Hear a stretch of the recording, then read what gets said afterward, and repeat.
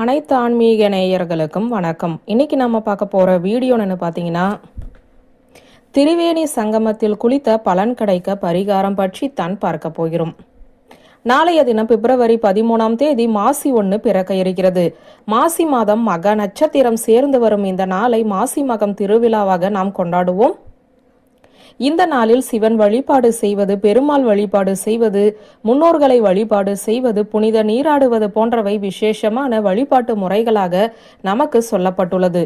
தற்போது கும்ப மேளாவும் நடந்து கொண்டிருக்கிறது. பல கோடிக்கணக்கான மக்கள் திருவேணி சங்கமத்தில் புனித நீராடி தங்களுடைய பாவங்களை எல்லாம் கழித்து வருகிறார்கள். உங்களுக்கும் இந்த திரிவேணி சங்கமத்தில் புனித நதியில் நீராட வேண்டும் என்ற ஆசை இருந்தால் வீட்டிலிருந்தே நீங்கள் அந்த பாக்கியத்தை பெறலாம். நாளைய தினம் இந்த தீர்த்தத்தில் குளிப்பதன் மூலம் வீட்டிலிருந்தபடியே புனித தீர்த்தத்தில் நீராடுவதை பற்றிய விரிவான தகவலைத்தான் இப்போது நாம் பார்க்க போகிறோம். தற்சமயம் அகமதாபாத்தில் கும்பமேளா நடந்து கொண்டிருக்கிறது. பல செய்திகளில் பார்க்கிறோம், கோடிக்கணக்கான மக்கள் பல ஊர்களில் இருந்தும் அந்த திருவிழாவுக்கு சென்று வருகிறார்கள். கங்கா, யமுனா, சரஸ்வதி 3 நதிகளும் சங்கமிக்கக்கூடிய இடத்திற்கு சென்று புனித நீராடி முன்னோர்களை வழிபாடு செய்யக்கூடிய வைபவம் தான் இந்த கும்பமேளா. நமக்கும் கும்பமேளாவிற்கும் சென்று அந்த புனிதமான நதியில் நீராடிய பலன் நிச்சயம் கிடைக்கும். எப்படி தெரியுமா? நாளை மாசி மகம். நாளை காலையிலேயே கண் விழித்துக் கொள்ளுங்கள். சூரிய உதயத்திற்கு முன்பாகவே இந்த பரிகாரத்தை செய்வது சிறப்பு. ஒரு பெரிய சொம்பில் வெதுவெதுப்பான சுடு தண்ணீரை எடுத்துக்கொள்ளுங்கள். அதில் மஞ்சள் பொடி, அருகம்புல் பொடி, கிராம்பு பொடி, ஏலக்காய், 2 துளசி இலை, கொஞ்சம் உதிரி புஷ்பங்களை போட்டு இந்த தீர்த்தத்தை தயார் செய்து கொள்ளுங்கள். பூஜை அறையில் விளக்கேற்றி வைத்துவிட்டு தூப தீபம் காட்டி அந்த 3 நதிகளையும் நாம் வணங்க வேண்டும். அதாவது தீபாவளி என்று குளிப்பதற்கு முன்பே சாமி கும்பிடுவோம் அல்லவா, அதே போலத்தான் இந்த வழிபாடு. ஓம் கங்கா தேவியே போற்றி போற்றி, ஓம் யமுனா தேவியே போற்றி போற்றி, ஓம் சரஸ்வதி தேவியே போற்றி போற்றி என்று 3 முறை சொல்லுங்கள்.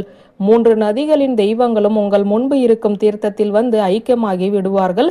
பிறகு குல தெய்வத்தை மனதார பிரார்த்தனை செய்து கொள்ளுங்கள். சிவபெருமானையும் விஷ்ணு பகவானையும் பிரார்த்தனை செய்து கொண்டு ஒரே ஒரு நிமிடம் கண்களை மூடி கும்பமேளாவில் நடக்கும் திருவிழாவை உங்கள் மனக்கண்களில் காணுங்கள்.